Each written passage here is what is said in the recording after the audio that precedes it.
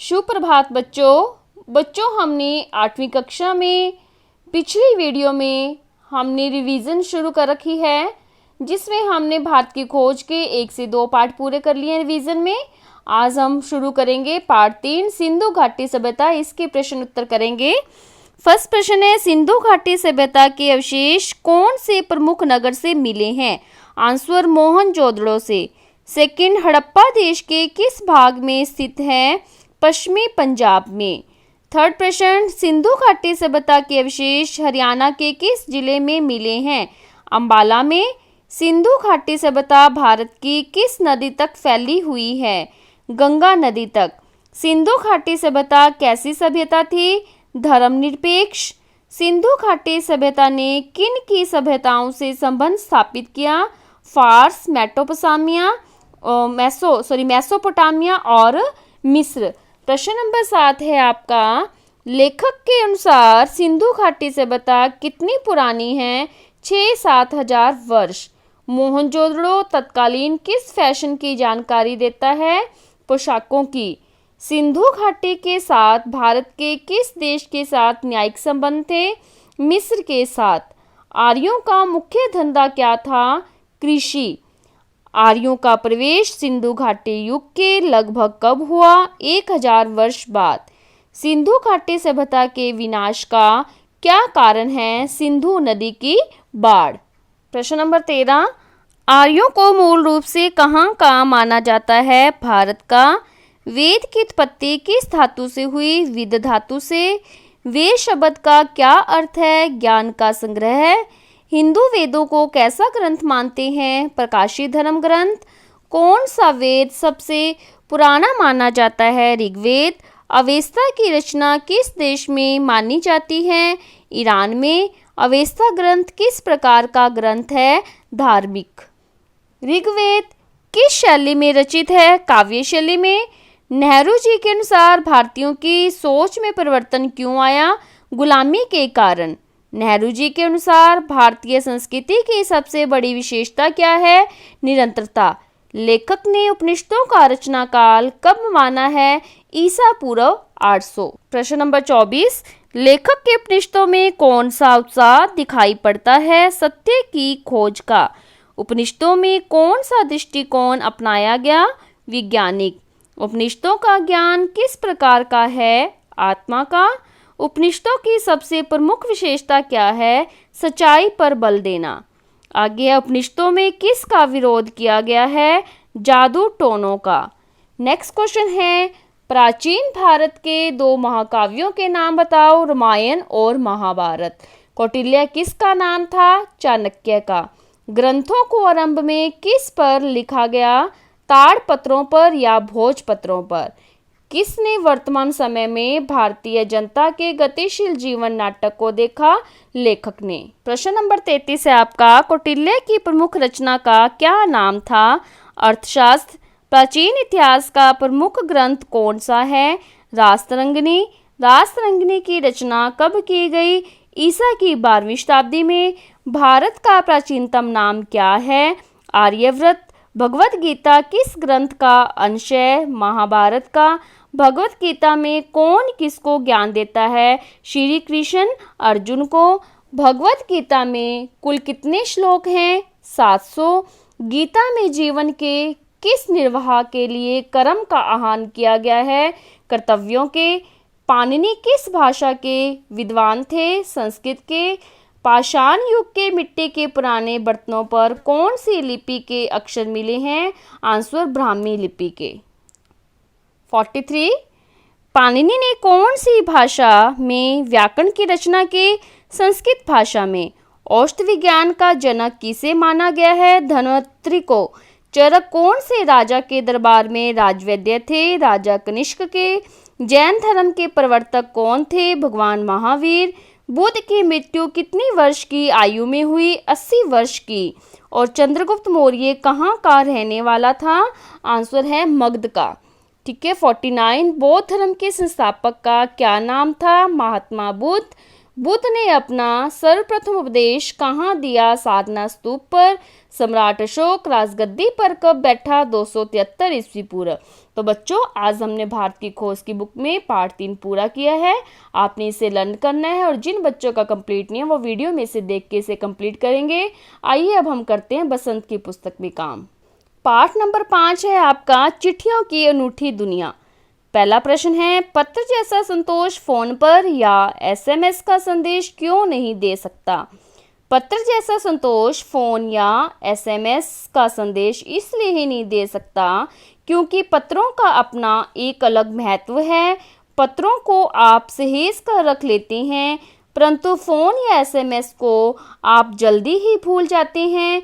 पत्र की एक खास बात यह है कि यह लोगों को जोड़ने का काम करता है। क्वेश्चन नंबर 2 आपका, पत्र को खत, कागज, उत्तरम, जाबू, लेख, कड़ित, पाती, चिट्ठी इत्यादि कहा जाता है। इन शब्दों से संबंधित भाषाओं के नाम लिखें। आंसर, पत्र को उर्दू में खत, कन्नड़ में कागज, तेलुगु में उत्तरम, जाबू और लेख, तमिल में कड़ित, संस्कृत में पत्र तथा हिंदी में चिट्ठी कहा जाता है। प्रश्न नंबर 3, पत्र लेखन की कला के विकास के लिए क्या क्या प्रयास हुए? लिखिए। पत्र लेखन की कला के विकास के लिए विशेष प्रयास किए गए। पत्र संस्कृति विकसित करने के लिए स्कूली पाठ्यक्रमों में पत्र लेखन का विषय शामिल किया गया। विश्व डाक संघ की ओर से 16 वर्ष से कम आयु वर्ग के लिए सन 1972 में पत्र लेखन प्रतियोगिताओं का आयोजन किया गया। फिर है आपका क्वेश्चन नंबर 4, पत्र धरोहर हो सकते हैं लेकिन एसएमएस क्यों नहीं? तर्क सहित अपना विचार दें। पत्र धरोहर हो सकते हैं लेकिन एसएमएस नहीं, क्योंकि पत्रों को सहेज कर रखा जा सकता है लेकिन एसएमएस को नहीं। एसएमएस संदेशों को हम जल्दी ही भूल जाते हैं। हम बहुत अधिक संदेशों को सहेज कर नहीं रख सकते। इसके विपरीत तमाम महान हस्तियों द्वारा लिखे गए पत्र हमारी धरोहर ही हैं। इस श्रेणी में हम पंडित जवाहरलाल नेहरू और महात्मा गांधी को आगे रख सकते हैं, जो देश के करोड़ों लोगों को प्रेरणा देते हैं। क्वेश्चन नंबर 5, क्या फैक्स, ईमेल, टेलीफोन तथा मोबाइल चिट्ठियों की जगह ले सकते हैं? नहीं, फैक्स, ईमेल, टेलीफोन तथा मोबाइल चिट्ठियों की जगह नहीं ले सकते। इसका मूल कारण यह है कि गांव के लाखों गरीब लोगों के घरों में चूल्हा अब भी उनके परिजनों द्वारा भेजे गए मनी ऑर्डर से ही चलता है। वे डाकिये को आज भी देवदूत समझते हैं। ठीक है, अब हम करेंगे पार्ट 6। पार्ट 6, भगवान के डाकिये। पहला प्रश्न है, कवि ने पक्षी और बादल को भगवान के डाकिये क्यों बताया है? स्पष्ट कीजिए। आंसर, कवि ने पक्षी और बादल को भगवान के डाकिये बताया है क्योंकि पक्षी प्रेम का संदेश लेकर एक देश से दूसरे देश में जाता है तथा बादल एक देश में उड़ता है और दूसरे देश में वर्षा करता है। नेक्स्ट क्वेश्चन है, पक्षी और बादल द्वारा लाई गई चिट्ठियों को कौन कौन पढ़ पाते हैं? सोच कर लिखिए। आंसर, पक्षी और बादल द्वारा लाई गई चिट्ठियों को पेड़ पौधे, पानी और पहाड़ पढ़ते हैं। नेक्स्ट प्रश्न, किन पंक्तियों का आशय है? पक्षी और बादल प्रेम, सद्भाव और एकता का संदेश एक देश से दूसरे देश को भेजते हैं। आंसर, और वे सौरभ हवा में तैरते हुए पक्षियों की पंखों पर तिरता है। नेक्स्ट है, प्रकृति देश देश में भेदभाव नहीं करती। एक देश से उठा बादल दूसरे देश में बरस जाता है। इसका आंसर आएगा कि और एक देश का भाप दूसरे देश में पानी बनकर गिरता है। नेक्स्ट प्रश्न है आपका, पक्षी और बादल की चिट्ठियों में पेड़ पौधे, पानी और पहाड़ क्या पढ़ पाते हैं? पक्षी और बादल की चिट्ठियों में पेड़ पौधे, पानी और पहाड़ प्रेम, सद्भाव और एकता के संदेश को पढ़ते हैं। प्रश्न नंबर 5 है, एक देश की धरती दूसरे देश को सुगंध भेजती है। कथन का आशय स्पष्ट कीजिए। इसका आशय ये है कि एक देश दूसरे देश को प्रेम का संदेश भेजता है और इस प्रेम के संदेश को लाने वाले पक्षी और बादल हैं। बच्चों, हमने बसंत की पुस्तक में भी आपके आज पाठ 5 और 6 पूरा किया है। रिवीजन में आपने इसको लर्न करना है दोनों लेसन्स को, और जिन बच्चों का कंप्लीट नहीं है वो वीडियो में से देख के इसे कंप्लीट करेंगे। आइए अब हम व्याकरण की पुस्तक में पाठ 5 शुरू करते हैं। पाठ 5 शब्द और शब्द के भेद। इसमें एक ही प्रश्न है, इसे हम करते हैं। शब्द किसे कहते हैं, उदाहरण देकर स्पष्ट कीजिए। शब्द भाषा की अर्थवान और स्वतंत्र इकाई है जिसकी रचना विभिन्न ध्वनियों के मेल से होती है, जैसे किताब शब्द की रचना क प्लस ई की, त प्लस आ ता और ब प्लस अ ध्वनियों के मेल से हुई है। अब हम पाठ 6 करेंगे उपसर्ग, जिसका शीर्षक है। इसमें प्रश्न करेंगे, उपसर्ग किसे कहते हैं, उदाहरण देकर स्पष्ट कीजिए।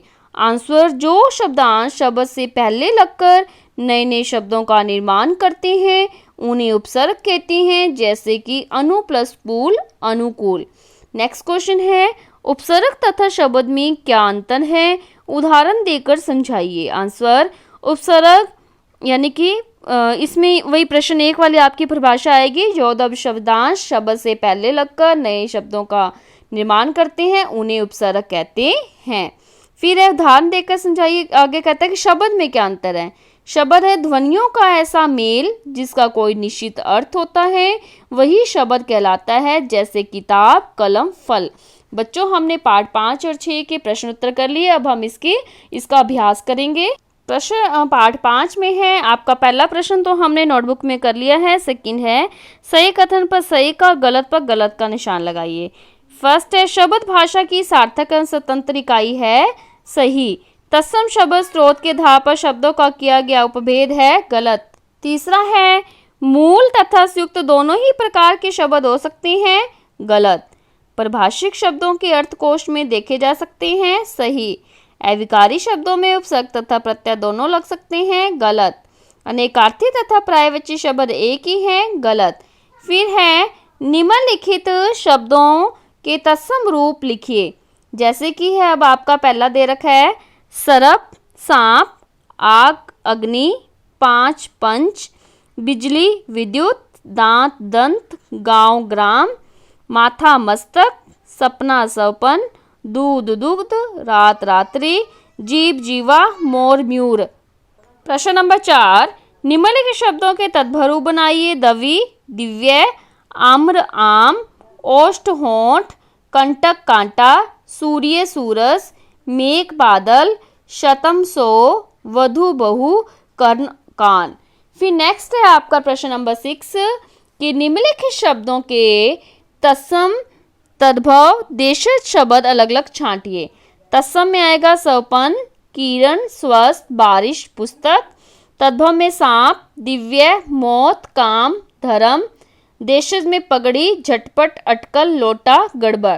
आगे है आपका मिलान कीजिए। कहता है कि मिलान करो तत्सम शब्द का अड़ यानी मृत्यु, ठीक है। सेकंड है तद्भव शब्द दांत। थर्ड है आपका देशज शब्द जो जय जहाज वाला है, भोंपू के साथ। फोर्थ है आगज शब्द पेस्ट्री के साथ। फिफ्थ है प्रभाषिक शब्द कुड़की के साथ। सिक्स्थ आपका है मूल रूढ़ शब्द गधा के साथ। सेवंथ योग रूढ़ शब्द आपका आएगा घरवाला के साथ। फिर है एट्थ आपका पर्यायवाची शब्द शैल भूधर के साथ। विलोम शब्द नाइन्थ है, ये आएगा आपका यानी कि इसके साथ 9 वाला है आपका उचित अनुचित के साथ। 10 है आपका विकारी शब्द सर्वनाम के साथ आएगा। फिर है आगे आपकी यानी कि कुछ करके सीखने की बारी है।